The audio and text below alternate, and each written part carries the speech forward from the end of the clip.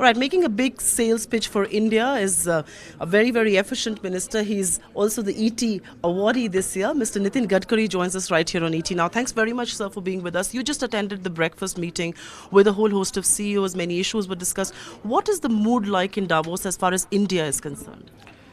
The people from the different countries, those who are investors, they are appreciating the policies and decisions taken by the government. And they are very positive about the development of infrastructure, power sector. At the same time, the way in which the Prime Minister vision for development and progress, it is by and large appreciated by the world. And today I feel that India is the best destiny for good investment. Now the people are giving a lot of response. I have a lot of appointments with me, and the pension fund, the insurance funds, they're keenly interested to invest in India. Total situation is good. And I just create a confidence with my argument that the way in which the infrastructure is developing, I'm confident that in due course of time, we will be in double-digit growth rate. At the same time, we are concentrating on agriculture. In one of the states in India, Madhya Pradesh, the agriculture growth is 20 to 23%. That's right. And that is the reason that now because of irrigation, so we are concentrating on irrigation, drip irrigation. At the same time, we are planning for new seeds, which can be having a good potential of production. And the way in which we are concentrating on agriculture also, that is also good. The service sector and tourism is a really important sector. Right. In tourism also, we are starting this cruise tourism. We are creating new infrastructure for Badrinath, Kedarnath, Gangotri, Yamunotri, no new roads. And at the same time, we are making our islands, 1,300 islands using for tourism. We are making 1,200 roadside amenities. And at the same time, we are investing in logistic parks, pre-cooling plant, cold storage.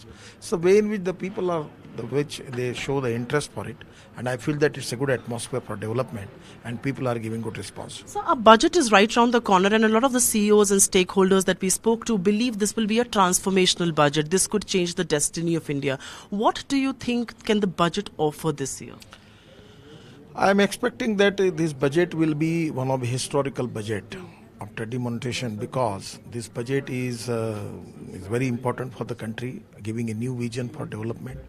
And the basic important thing is how we can increase the employment potential.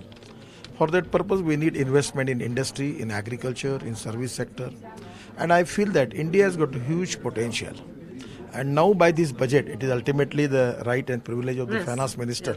But I am expecting that he will give priority to the infrastructure, for the tourism, for the power sector, and at the same time how we are going to create new jobs for Make in India, Made in India, Digital India, skill development.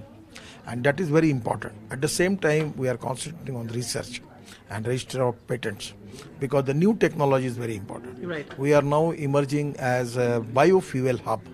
At the same time, we are increasing the automobile sector also.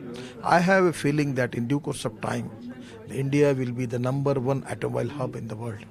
So these are a lot of things which have a potential, and we are moving fast towards our mission. And we're glad we have people like you making that pitch. But if I were to just ask you, there's been some issue about the road outlay in the budget this year. Are you in talks with the finance ministry? There were some reports that came in about a cut in road outlay. Have you written to the finance ministry on this? I have discussed all these issues with the finance minister, and I am expecting always his highest priorities for development of infrastructure, and I am confident he will take the care of all the issues. So growth is a big mantra for your government and for people like yourselves. You've invested a lot of your time and effort in developing infrastructure.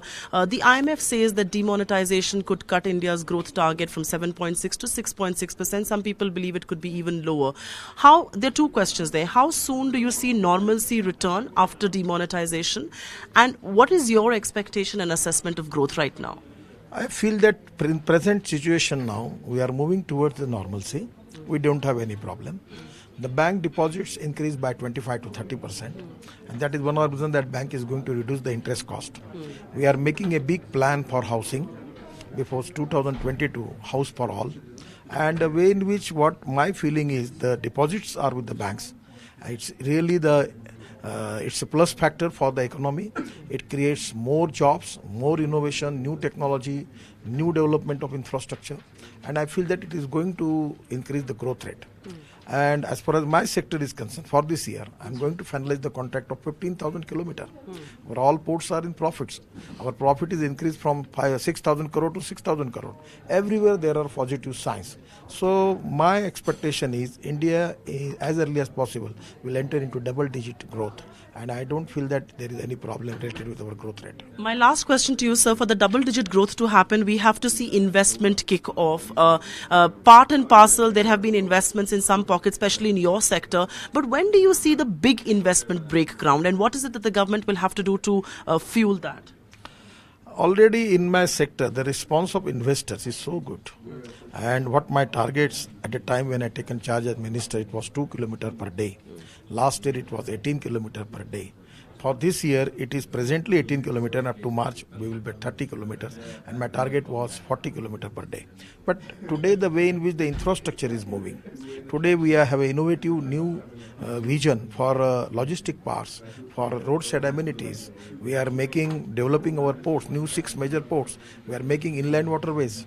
And that is the sector where 20,000 kilometers of river length we are going to convert into really a great historical thing. At the same time, we have 7,500 kilometers of seafront. We are using it for the waterways, coastal traffic. So these are the really remarkable and historical thing which is going to be change the socio-economic fabric of the area. We have 78 districts and 18% population which is related with the seafront.